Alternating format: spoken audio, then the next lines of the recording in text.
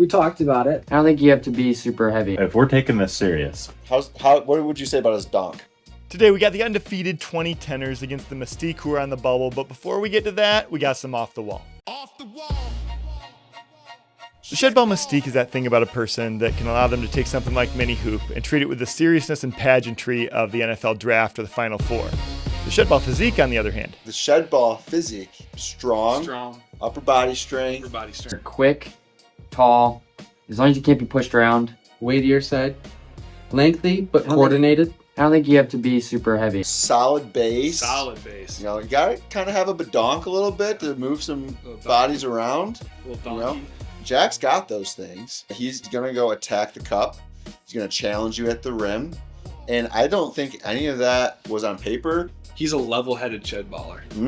Not that I needed a confidence boost, but I just asked the guys to comment on my shed ball physique. Great height. That's excellent for shed ball physique. I don't want to say height is underrated because I think the secret's out. What would you say about his dunk? The badonk, there's not much there. You've seen me dance at weddings, so I mean, describe that. Agile, athletic, I don't even know how to describe that. energetic. Dad bods are in. How many dad bods have you seen in the shed? It's probably pretty new to the game. I guess we'll see how the dad bod fares here. One of the things we do here at Shed Ball is we take very detailed stats. We've got assists, steals, shooting percentage, and we can use all that raw data to create metrics like the SER, the Shed Ball Efficiency Rating. And my question here is, given the fact that I have evidently a dad bod, is there any correlation between the SER and the dad bod? Because right now I'm crushing the SER. Then there must be a correlation. I also created the SER. Let's turn our attention to the game of the week. We've got the number 1 2010ers against the number 3 ranked Mystique. So we've got our game coming up against the 2010ers. The 2010ers find themselves in a really strong position going into this last round before the playoffs. Given that, there is talk of whether or not the 2010ers will rest players. We talked about it, and then we realized there's only 2 players. So we're not going to rest anyone. The Shed Rats just dominated the Maple Wooders. It dropped us from being the number 2 seed down to the number 3. Kind of detrimental to us. Right now, the Mystique control their own destiny. If they beat the 2010ers, they're in. But if they lose, they're going to need help. They're going to need a loss from either the Road Trippers, the Grounders, or the Shed Rats, or maybe even multiple teams in order to make the playoffs. Diamonds are made under pressure. We know if we're taking this serious, we have to beat the 2010ers. Yeah, how do you differentiate between those teams will become the question.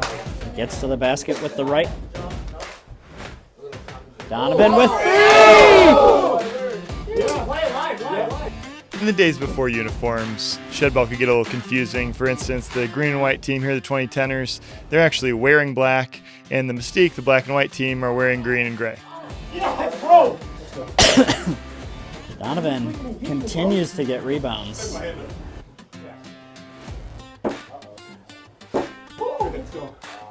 Yeah, he is regularly.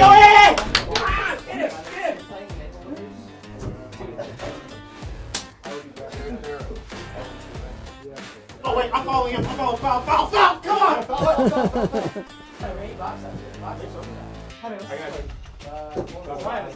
Ooh, they take advantage.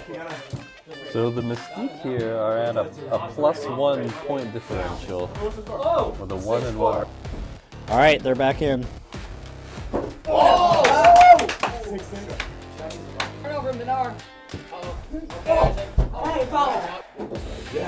Gets it to fall. You know,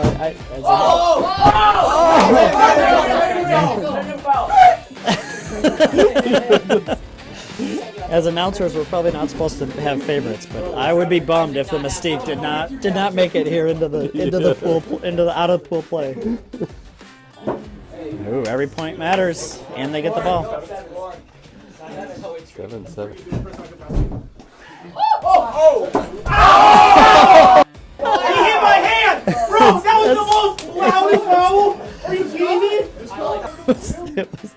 It was a pretty one. Score? We're down 1.5 left.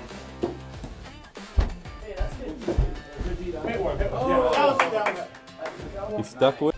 Oh, he gets to the rim but can't finish. No, not to wait. What the heck? Looking back. Yeah! 10. Oh my god. 8, 7, 6, 5. Foul.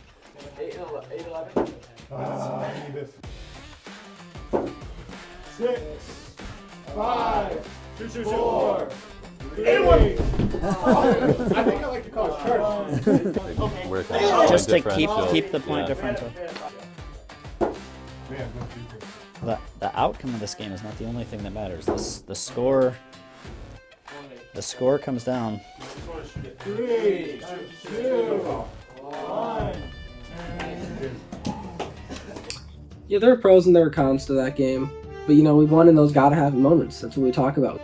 So the game against the 2010ers, it was a great game. It was fought hard. There was a lot of grit, sweat, maybe some tears in there. Mystique on the outside looking in right now. They're going to need some help in order to make the playoffs.